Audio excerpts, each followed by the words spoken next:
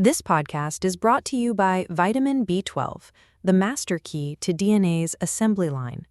Imagine the very blueprint of your red blood cells, DNA, as a delicate, intricate recipe. Vitamin B12 is the crucial, magical key that unlocks a vital step in its creation, ensuring all the ingredients for a perfect cell are meticulously assembled. When B12 goes missing, the cellular construction halts in confusion, leading to the infamous megaloblastic stutter, where cells get big and clumsy, unable to finish their division. It's a microscopic drama of stalled progress and colossal, yet ineffective, cellular giants. Welcome back to the Deep Dive, where we look beyond the numbers and really understand the story in the sample. It's great to be back. Today we're going to tackle a fascinating type of anemia. It's not a simple case of a factory running out of raw materials. Think back to the lack of iron in iron deficiency anemia. Instead, this is a condition where the factory is fully staffed, working overtime, but the assembly line itself is fundamentally broken. The products coming out are large, defective, and often don't even make it out the factory door. An excellent analogy. We are talking about the great chameleon of hematology, an anemia that can present with pancytopenia and neurological symptoms, sometimes making clinicians think of everything from leukemia to dementia. We are diving deep into megaloblastic anemia. Exactly, and the name itself gives you the first clue. Megaloblastic refers to the giant, abnormal precursors we see in the bone marrow. This isn't just a red cell problem, it's a systemic issue with cell division. And it all boils down to a failure in the most fundamental process of all, DNA synthesis. So our goal today is to connect that fundamental molecular defect to every single thing we see at the lab bench. Why is the MCV so high? Why do we see those bizarre hypersegmented neutrophils? Why is the reticulocyte count paradoxically low? And most importantly, how do we use specific biochemical tests to pinpoint the exact cause? Our plan is to build the story from the ground up. First, we'll spend a minute on the biochemistry, the crucial roles of vitamin B12 and folate. Then we'll explore the pathophysiology that results from their absence, a state called ineffective erythropoiesis. And finally, we'll spend the bulk of our time at the microscope and the analyzer, dissecting the CBC, the peripheral smear, and the definitive tests that clinch the diagnosis. It's a journey from the thymidine nucleotide all the way to the peripheral blood smear. So let's start at the beginning. To understand the disease, we have to understand the vitamins. Why are B12 and folate so critical? They are the unsung heroes of DNA synthesis. Think of building a DNA strand as assembling a long chain with 4 different types of links, A, G, C, and T. Both vitamin B12, or cobalamin, and folate are essential cofactors in the pathway that creates the T-link, or thymidine. Without a steady supply of thymidine, the cell can't replicate its DNA properly. So when a cell gets the signal to divide, it hits a major roadblock. It can't produce the building blocks for new DNA. What happens then? This creates a fascinating and characteristic state of asynchrony. The cell's cytoplasm, all the proteins and RNA machinery, continues to grow and mature on schedule. But the nucleus, which is stuck trying to replicate its DNA, lags behind. It can't complete division. So you end up with these huge cells that have mature, abundant cytoplasm, but a large, immature-looking nucleus. That, in a nutshell, is a megaloblast. And it's crucial to understand the interplay between B12 and folate. They work together as a team, right? Precisely. Folate is the direct player in that thymidine synthesis step. But to do its job, it needs to be in its active form, tetrahydrofolate, or THF. Vitamin B12 is the key that unlocks folate, allowing it to be recycled back into that active THF form. If you don't have B12, folate gets trapped in an inactive state. The body might have plenty of folate, but it can't use it. This is why a B12 deficiency presents with the exact same megaloblastic changes as a folate deficiency. It's a phenomenon called the folate trap. That's a fantastic explanation. The DNA production line is shut down. Now let's take that concept to the bone marrow. What does this ineffective erythropoiesis actually mean? This is one of the most important concepts to grasp. In iron deficiency anemia, the marrow is hypoproliferative because it lacks raw materials. In megaloblastic anemia, the marrow is the opposite. It's hypercellular. It's packed with cells. The EPO signal is screaming, we need more red cells. And the marrow is trying desperately to respond. It's churning out millions of these megaloblastic precursors. But they're defective. They're fatally defective. The DNA damage and maturation arrest are so severe that most of these cells undergo apoptosis, programmed cell death, before they can ever mature and leave the bone marrow. It's like a car factory building cars with square wheels. They look big and impressive on the assembly line, but they are destroyed at the quality control checkpoint right before the exit. This massive, premature destruction of precursors within the marrow is the definition of ineffective erythropoiesis. And that explains the great paradox of this disease, a screamingly hypercellular bone marrow that results in a profound pancytopenia in the peripheral blood. You see low red cells, low white cells, and low platelets because that core DNA synthesis defect affects all the rapidly dividing cell lines. Exactly. It can be a very scary picture at first glance, mimicking aplastic anemia or even a malignancy.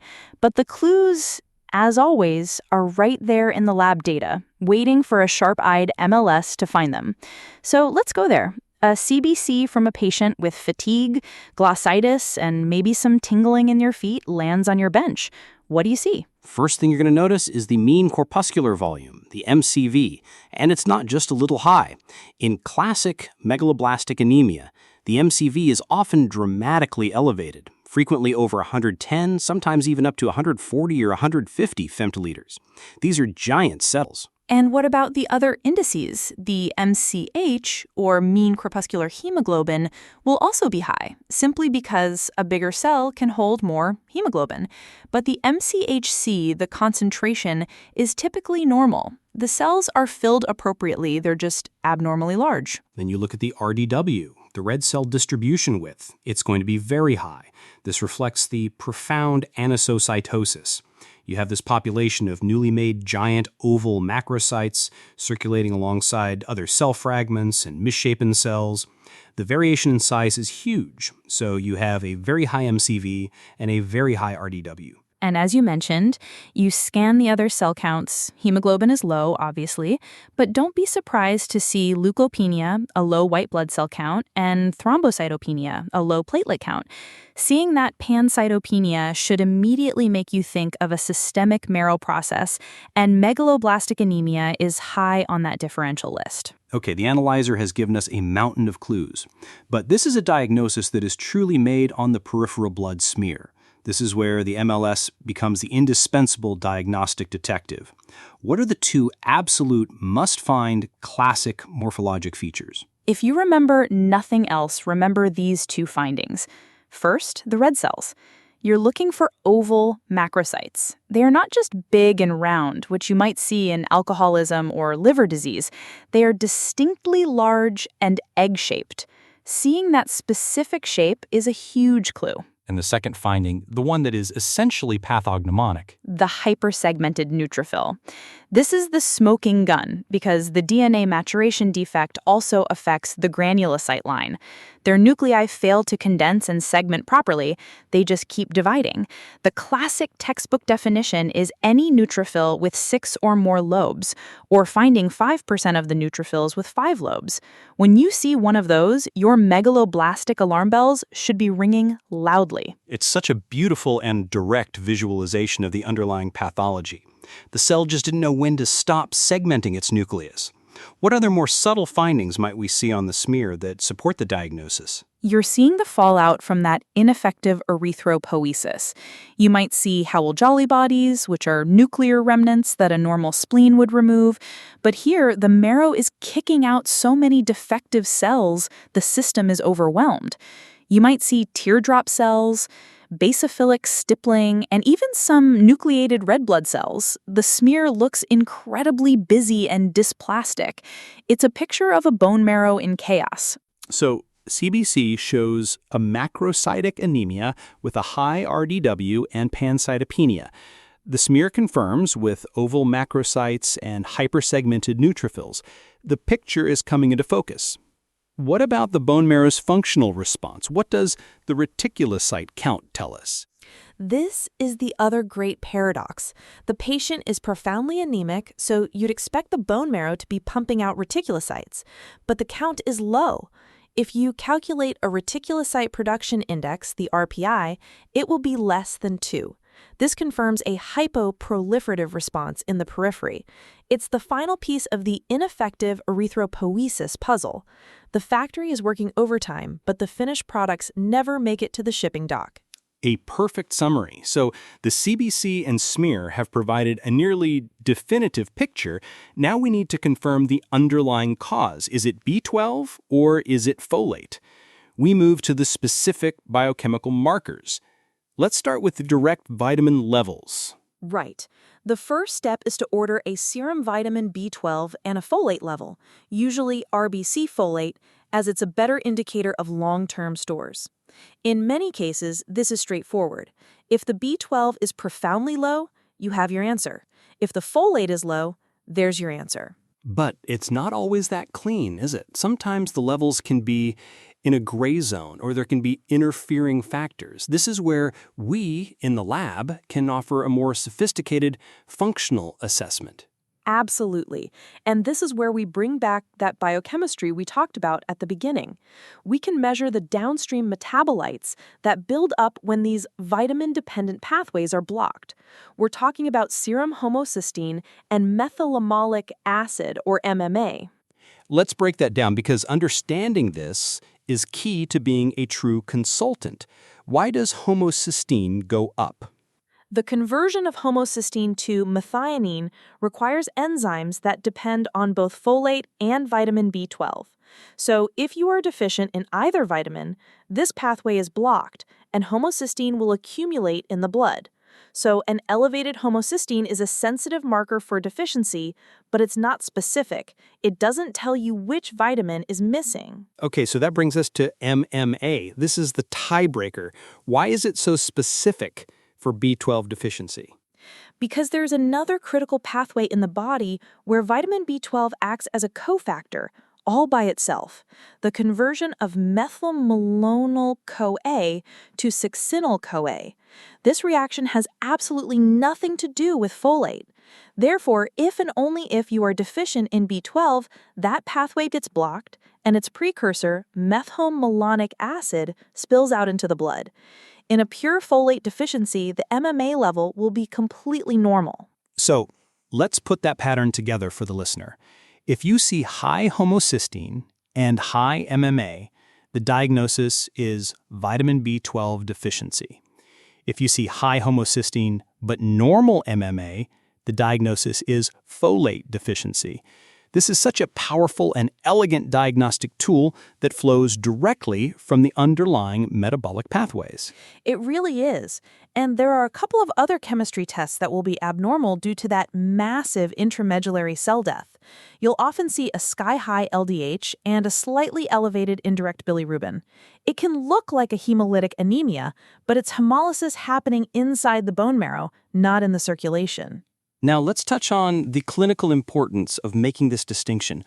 Why is it so critical not to just guess and give a patient folate?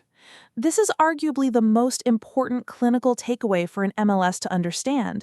Vitamin B12 isn't just for making red blood cells, it's also essential for maintaining the myelin sheath that protects our nerves. A long-standing B12 deficiency causes severe, often irreversible neurological damage, peripheral neuropathy, balance problems, even dementia. If you have a B12 deficient patient and you mistakenly treat them with only high-dose folic acid, you can provide enough folate to bypass the folate trap and partially correct the anemia. The blood count might look better. But you've done nothing for the neurological problem. Exactly. You've masked the underlying B12 deficiency hematologically while the patient proceeds to develop crippling, permanent neurological deficits. It is a major potential pitfall. This is why accurately differentiating the two with MMA and homocysteine testing is not just academic, it's essential for patient safety. A crucial point. So we've confirmed the diagnosis and the specific vitamin that's deficient. Let's briefly discuss the main causes a clinician would be thinking about. For B12 deficiency, what's the classic cause? The textbook cause is pernicious anemia, which is an autoimmune disease where the body makes antibodies against the parietal cells in the stomach or against intrinsic factor, the protein needed to absorb B12 in the gut. Other causes include surgical removal of the stomach, gastrectomy, diseases affecting the ileum like Crohn's, or more recently in strict vegans who don't supplement. And for folate deficiency? It's much more commonly related to diet and absorption. Think poor nutrition, chronic alcoholism, or conditions of increased demand like pregnancy or chronic hemolytic anemia. Certain drugs, like the chemotherapy agent methotrexate, are also potent folate antagonists. Perfect. Finally, a patient is diagnosed and starts treatment with the correct vitamin injections or pills. How does the lab help monitor the response? The response is rapid and dramatic. The very first thing to change is that the bone marrow wakes up. Within 2 to 3 days, the megaloblastic changes start to resolve. By 5 to 7 days, you will see a huge spike in the reticulocyte count. The factory is back online and is pumping out new healthy cells at a tremendous rate. The hypersegmented neutrophils disappear, and the hemoglobin and other cell counts will gradually rise back to normal over the next several weeks. It's an incredibly satisfying process to witness. So to bring it all home, we've traveled from a tiny molecular defect in DNA synthesis to the chaos of ineffective erythropoiesis in the bone marrow and seen how that chaos is reflected perfectly in our lab data. The giant oval macrocytes, the bizarre multi-lobed neutrophils, the pancytopenia, and the specific patterns of MMA and homocysteine. It really is a complete story, and it underscores the power of morphology. In an age of automation, it's the human eye on the microscope that sees that oval macrocyte and that hypersegmented neutrophil, makes the connection, and guides the entire diagnostic pathway. Well said. The next time you see that MCV over 110, you'll know to hunt for those key findings and appreciate the complex drama of a cell struggling and failing to divide. A great place to wrap for today. Agreed, and it makes you think about the other side of the coin. We've spent this whole time on megaloblastic features, but what about when you get a high MCV and you don't see oval macrocytes or hypersegmented neutrophils? We should definitely tackle the non-megaloblastic macrocytic anemias next time. That's the perfect follow-up, diving into the big, round macrocytes you see in liver disease, alcoholism, and hypothyroidism. It highlights just how critical those specific morphologic clues we discussed today really are for making the right call. It's all about the differential. Exactly. Differentiating the big and oval from the big and round.